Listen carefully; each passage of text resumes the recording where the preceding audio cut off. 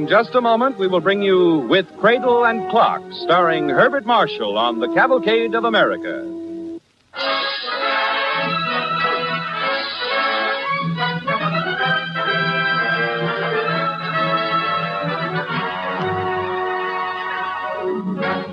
America, the Pony Express, the covered wagon, the jet-propelled plane. America, the World Series.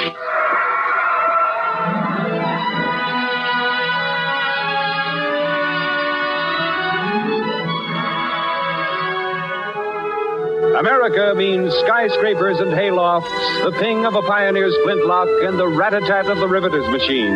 Home sweet home and Basin Street blues. The glare of a blast furnace against the midnight sky. America is your story. America is you and everyone you know.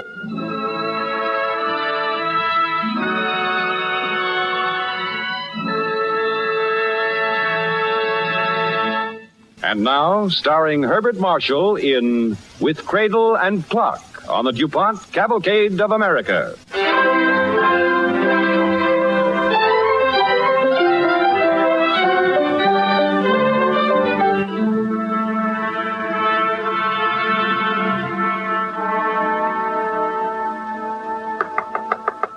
Yes, who is it? It's me, Mr. Kent, Iris. I've come to do the room. All right. I didn't know you was home, Mr. Kent, if I'm putting you to... Lord love me, you packed all your belongings. I didn't know you was going anywhere. Visit, maybe? You might call it that. Well, that's nice. Does your body good to get away for a while? Oh, you must be going far. I'm going to America. America? What on earth for? To get away from ignorance and superstition. To get away from prejudice and stupidity. What? Why, Mr. Kent? Let me ask you a question, Iris. Question? Yes. Why do you call me Mr. Kent? Well, ain't it because you're a man? And a doctor. I'm also a doctor, Iris. Well, I don't see what that is. No, you don't see. No one sees. A man spends 10 years studying, poring over books, sitting up all night to pound knowledge into his head. Knowledge that will benefit mankind. Then what happens? No, I don't rightly know, Mr. Kent. Dr. Kent, doctor. Well, there ain't no cause for you to shout at me. No, you're right. There's no cause to shout at you, to blame you or any one person. That in the year of our Lord, 1702, a doctor can't attend a woman at childbirth. Mr. Kent, I'll have to remind you I'm a lady. Yes, you are, Iris. And someday you'll be married. You'll have children. I'll take you to attend to your own affairs. This is my affair, Iris. And the affair of every other doctor who wants to fight criminal superstition of the Dark Ages. You mean you think it's right and proper for a man to be with a woman when she... Mr. Kent. Right and proper, Iris, because God intended a baby to be born healthy and strong. Here, the law forbids me to practice. That's why I'm going to America, where I'll have the chance to save human lives.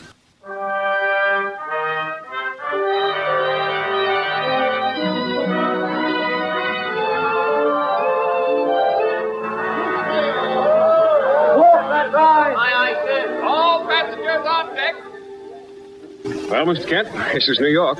Just a few moments and you'll set foot in the new world you've been so anxious to see. Oh, Captain, I didn't hear you come up. I suppose you'll be able to wait for the dory to take you ashore.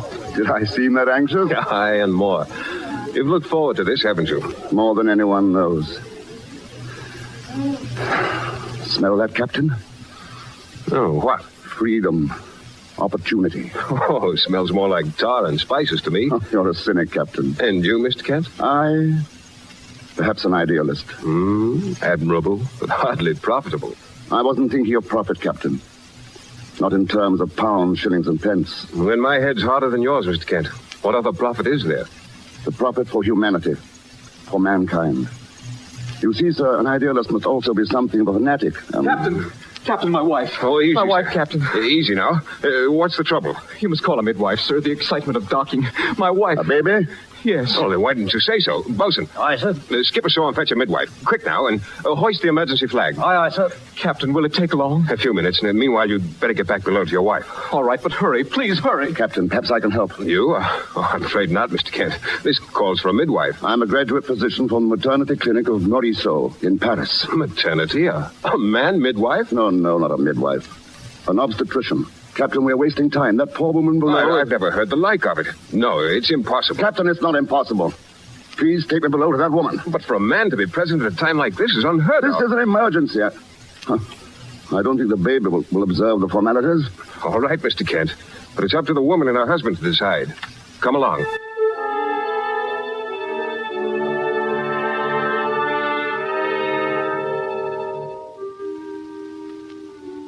Sir, this is no time to argue. Your wife needs a doctor now. But you're a man. You want your wife and baby to live? Don't frighten them, Mr. Kent. I'm not trying to. Well, sir? All right. Good. Is that you, Henry? Yes, dear, and I brought a doctor for you. Close the door, Captain. Oh. Now lie still, my dear. There. That's better. Oh. Quietly now. Lean back. You're going to be all right. You're a man.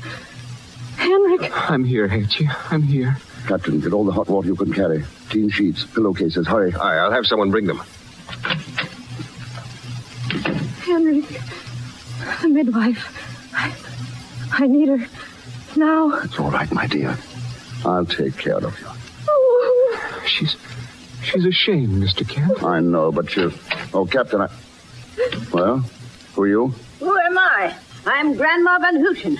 Now all of you get away. The midwife. Hetty, the midwife's here. Take him away. Henrik, you've got to let this stay. Hey, well, who are you? He's a doctor, Grandma. Doctor. And a man to boot. Now leave me alone with her. Oh. There, my darling. Grandma will take care Henrik, don't be a fool.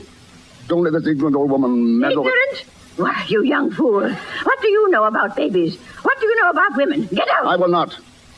This woman is in a dangerous condition. She doesn't need your sorcery. She needs a doctor. Please, someone help her. I will. Never fear. Grandma will help you. I brought everything. My herbs to hang on the door. Powdered bones to make the child strong. And my cloth. You're not going to use that filthy rag in here. I've used it for 20 years. It was good enough for... Get out of here before I throw you out. Don't you touch me. Don't you dare. Kent, the water and sheets will... Well, what's all this? Ah, you're the captain? Yes. Then throw this young fool out of here. Wait, all of you. Hetty, listen to me. Can you hear me? Yes. There's a doctor and a midwife. Which do you want, Hetty? I want Grandma. Now, you see, the lass knows best what's good for her. Now I'll put my axe blade under the bed to cut the pain. Captain, I refuse to leave this cabin while this ignorant old woman trots out her filth and her mumbo-jumbo. The birth will be difficult. There's a chance... You have no choice, Mr. Kent. No choice. But there's a choice between life and death for this woman. The choice between science and superstition. Henrik, you've got to listen. Get out, Mr. Kent. Get out. But, I'm Captain... afraid you'll have to leave, Mr. Kent. I'm in charge on board. If this man wants his wife to be attended by a midwife, I must ask you to get out. You're making a horrible mistake. Get out! Very well. Oh, I'm sorry. I beg your pardon. One moment, sir. One moment. There's a woman about to have a baby. If you would direct me. Huh? Who are you? The sorcerer's apprentice? I don't understand, sir. I am the port doctor, and I saw the emergency flag. Doctor. They don't want a doctor in there, sir. They want the spells and sorcery of the Dark Ages. They want the ignorance and filth of that old woman who'll murder that poor creature. Oh, I see. The midwife, eh? Grandma Van Houten. You know her? Unfortunately, yes. Meneer, I am Dr. Lawrence Steenwick Baxter. I am Jonathan Kent. Dr. Kent. Well, I am honored, Dr. Kent. I came 3,000 miles to get away from the thing I saw happen in that cabin. I tell you what. Doctor, be my guest. Come ashore with me to my home. Perhaps a glass of good wine will cheer you up. No, but I... Oh, please. You're tired now, perhaps disappointed. But there is a new world, Doctor. A young one. And a young man such as you can grow with it, implant some of that zeal and idealism so that our children will benefit. What do you say, sir? Very well, sir. I shall be honored.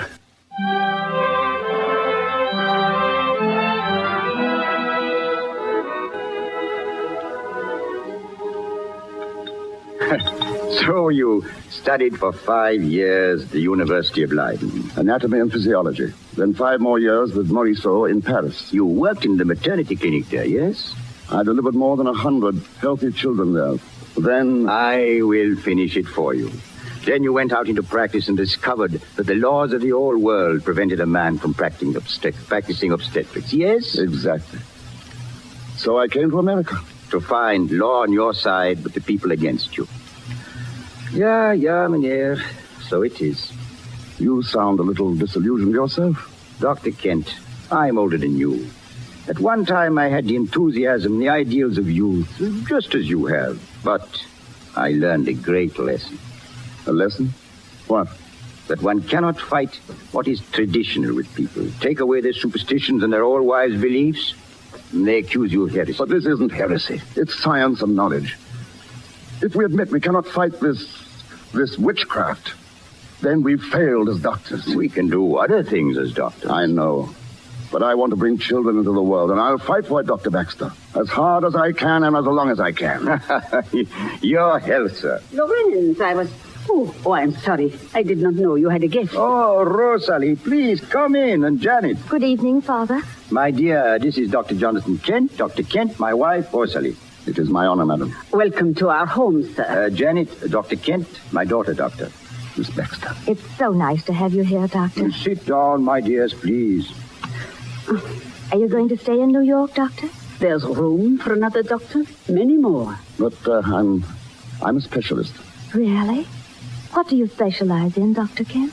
Well, Dr. Kent is an obstetrician. Oh, well, that's rather an odd speciality, isn't it, Doctor? I don't think so, Mother.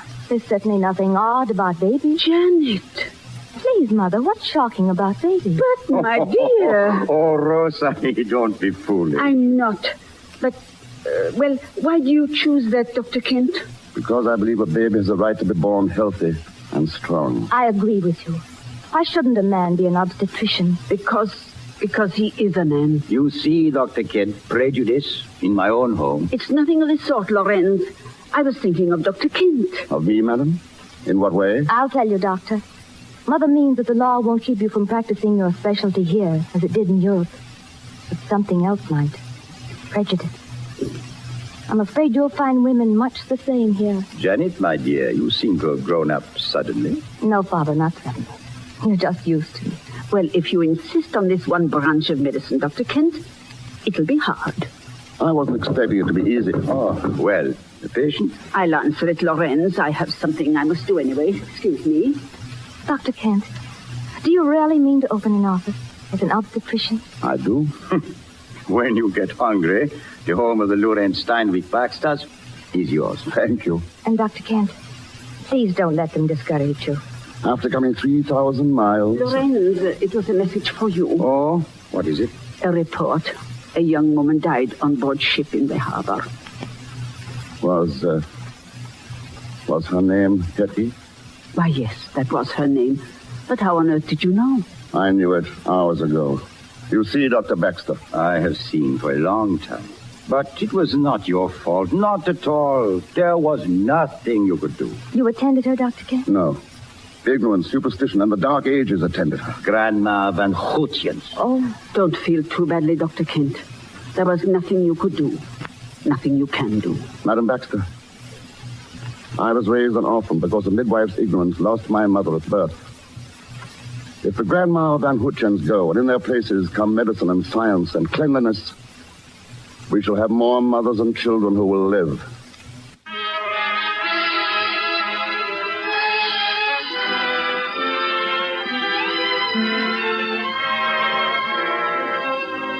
You are listening to a story entitled With Cradle and Clock, starring Herbert Marshall as Dr. Jonathan Kent on the Cavalcade of Americas.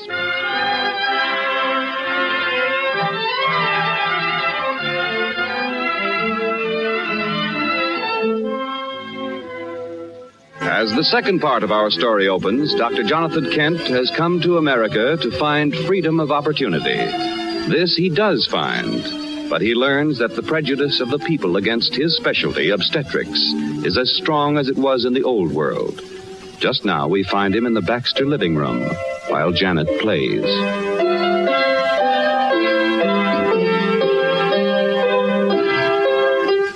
Jonathan, you didn't hear a note of what I was playing. Oh, but I did. I was just listening quietly. You were just sitting there. Discouraged? Well, 3 months is a long time without a single patient. Jonathan, listen. If some socially prominent woman called you instead of calling for the midwife, wouldn't that make all the difference in the world? Wouldn't that help to break this silly prejudice? Yes, it would, but what chance is there of that? None. Well, it would solve things, wouldn't it? And where is the socially prominent woman who would call in Dr. Jonathan Kent? Margaret Van Cortlandt, Sam's wife. Who? The mayor's daughter. She's expecting a baby in 2 months. We went to school together. Janet, it's a wonderful idea. So wonderful that we're going to see Margaret Van Cortlandt right now.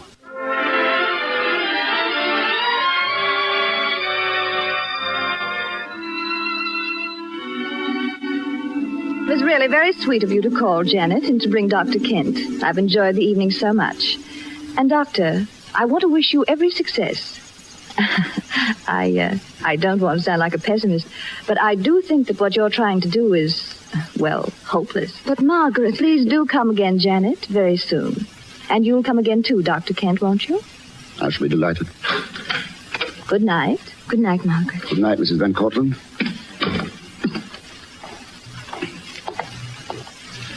Do come again, Dr. Kent, as a guest. You see, Janet, it makes no difference. The prominent or the obscure, they all have the same prejudice. Janet, a thing like that must not go on. Perhaps it would be better to forget it. Perhaps it's not the time. Time. Do we have to wait until the right time to prevent death? I say no. That's what I wanted to hear you say, Jonathan. Jonathan, Janet. Oh, it's Father. Dr. Baxter, what's the trouble? Oh, get in the carriage. Come on, no time to waste. All right, driver, go ahead. The servants told me where you've gone. Father, what is it? Yellow fever. It's broken out along the waterfront. We are all needed badly, Jonathan. Yellow fever, epidemic? It might be. Janet, we leave you at home. Jonathan and I... You will not leave me at home, Papa. I'm going along to nurse. Oh, no, not you, Janet. You'll need me, Papa, and so will Jonathan. We could use her. So, all right. Faster, driver, faster!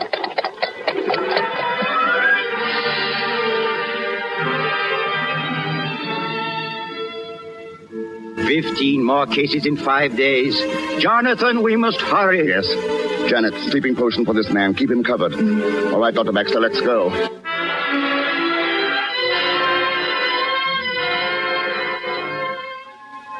Three weeks and no slackening. Jonathan, please, try to get some rest. Not now, Janet. It's too much to be done.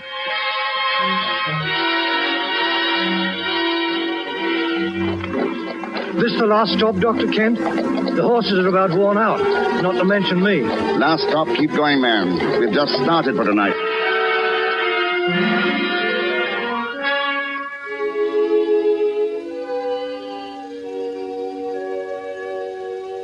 How is he, Janet? Much better, Jonathan. Good. Hello, Mr. Van Cortlandt. How do you feel? Hello, Doctor. I feel all right now, thanks to you. And a good constitution? No, it was you, Dr. Kent. I'm grateful. Forget it for now, Mr. Van Cortlandt. Just lie back and try to get some sleep. You may not be out of the woods yet. All right. You're the doctor. Everyone's talking about you, Jonathan. Father says you're a wonderful doctor. For yellow fever? Yes, Jonathan, for yellow fever. Hello, Dr. Baxter. Oh, Janet, there are some patients in the corridor who want nursing. Will you attend to it? All right. I'll meet you outside, Jonathan. Yes, Janet. Why did you send her away? Because I wanted to talk to you. Jonathan, I've watched you and Janet, and I am not displeased. What's the trouble, then? Well, my boy, you showed what a good physician you can really be. I should be proud to have you for a son-in-law, and... Yes? Well, now that you've proved yourself and the worst is over, you'll have a splendid chance to go into general practice. You'll become known. There is enough work in the town for many doctors. Just a moment. What you're trying to say is there's work for doctors, but for one who practices my specialty. But if you try to go back to the mothers and babies, you will starve. I do not wish to see Janet share that. Dr. Baxter, I won't give up. Oh, don't be a stubborn fool. I'm sorry, but I've got to be. This is America, Dr. Baxter. A new land, new opportunities with freedom of expression and enterprise. Of course, but... There are no buts. My mind is made up.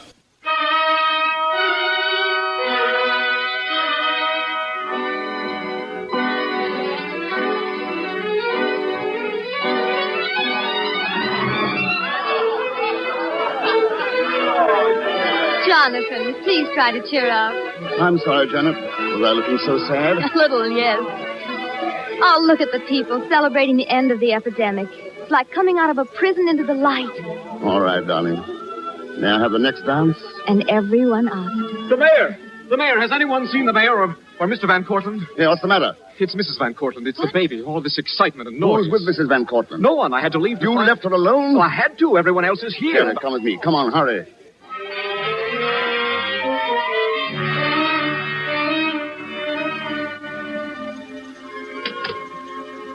Jonathan, how is she? She's not too well. It's going to be difficult. Where is she? Where's Margaret? Where's my daughter? Your Excellency. She's in there? Yes. Please don't go in, sir. Oh, Mr. Kent, thank you, sir, for coming. This way, Grandma. Grandma? Grandma Van Houchen? Yeah, it's all right now. Grandma's here. Your Excellency, your daughter has a chance if... Chance? What do you mean? If we deliver the child immediately. There's a good chance they'll both live. You're the young fool I saw on the boat. Go in, Grandma. Hurry. Please, Your Excellency. This is no case for an ignorant midwife.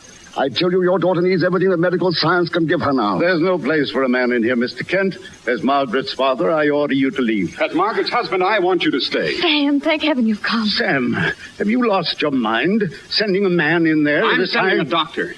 Will you, Dr. Kent? I insist that this man leave. I say go in, doctor. You saved my life once. I trust you. Please, go into my wife. Thank you, Mr. Van Cortlandt.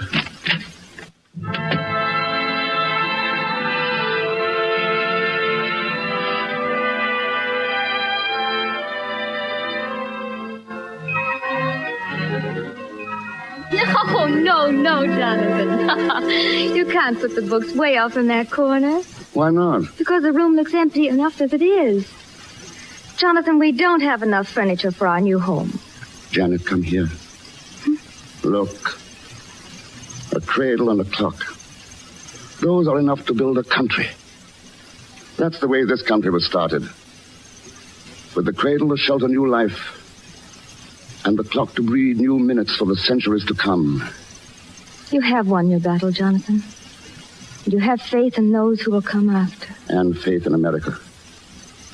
In the freedom it gave me to win my struggle. God grant we may remember the beginning and hold fast to the opportunity of this great country. Yes, Janet, I have faith. And someday the whole world will look to our land and say, there is freedom. There is the hope of humanity.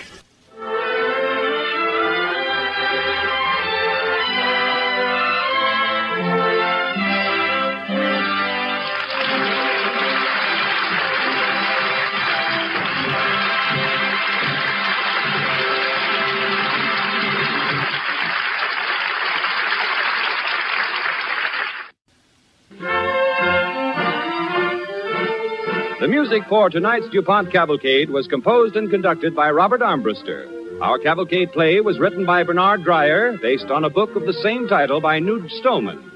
In the cast with Herbert Marshall tonight were Lurene Tuttle, Martha Wentworth, Gloria Gordon, Ramsey Hill, Francis X. Bushman, Mary Jane Croft, Dorothy Scott, Ira Grossell, Byron Kane, Ken Peters, and Eric Snowden. This is John Heaston.